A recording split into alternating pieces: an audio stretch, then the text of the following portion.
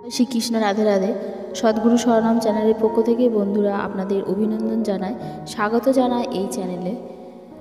বন্ধুরা, রামলীলার প্রতিষ্ঠার হয়ে গেছে নতুন বছরে।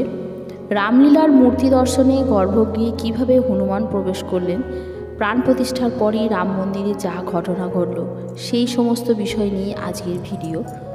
মঙ্গলবার বিকেলে এই ঘটনা দেখে যখন মন্দিরের নিরাপত্তারক্ষী চোখে পড়ে, তারা স্বভাবতই উদ্বিগ্ন হয়ে উঠেছিলেন। মাত্র কদিন আগেই অযোধ্যা রাম মন্দিরে রামলালার প্রাণ প্রতিষ্ঠা হয়েছে। তারপর 24 ঘন্টা কাটতে না কাটতেই রাম মন্দিরে আগমন করল হনুমানের।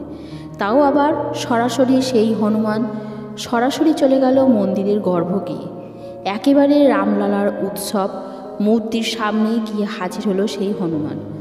মঙ্গলবার বিকেলে এই ঘটনা যখন মন্দিরের নিরাপত্তারক্ষীদের চোখে পড়ে, তারা স্বভাবতই উদ্বিগ্ন হয়ে উঠেছিলেন। হনুমান যদিও কোনোভাবে ধাক্কা খেয়ে মূর্তি ফেলে দেয়, এই আশঙ্কায় ছুটে যান তারা।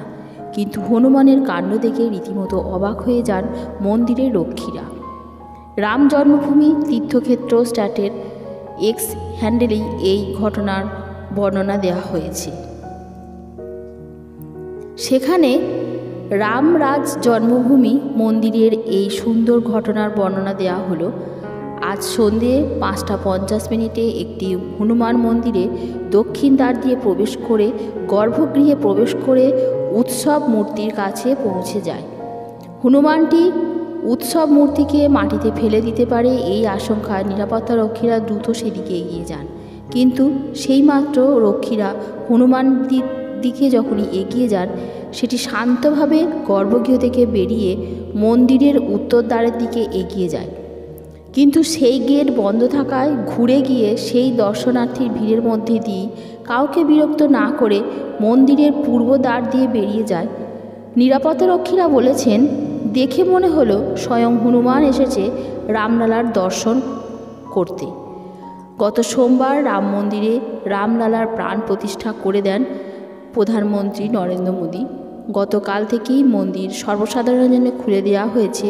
প্রথম দিনই মন্দিরে রামলালার দর্শন করেন 5 লক্ষ মানুষ। উদ্বোধনের পরের দিন 23শে জানুয়ারি থেকে রাম মন্দিরের দরজা খুলে দেওয়া হয়েছে আমজনতার জন্য। প্রথম দিনে 5 লাখের মতো ভক্তের সমাগম হয়েছে। প্রথম দিনেই লাখো লাখো ভক্ত সমাগমকে ঘিরে মন্দির প্রাঙ্গণ হয়েছে বিশৃঙ্খলা। ভিড় সামলাতে হিমশিম খেতে হয়েছে নিরাপত্তার দায়িত্বে থাকা কর্মীদের। ভক্তদের চাপে ভেঙে যাওয়া ব্যারিকেড পরিস্থিতি সামাল দিতে কঠোর পদক্ষেপ নিতে হয়েছে যোগী আদিত্যনাথ সরকারকে। অযোধ্যামুখী সমস্ত বাস পরিষেবা বন্ধ রাখার সিদ্ধান্ত নেওয়া হয়েছে। পরিস্থিতি স্বাভাবিক হলে সিদ্ধান্ত প্রত্যাহার করা হতে পারে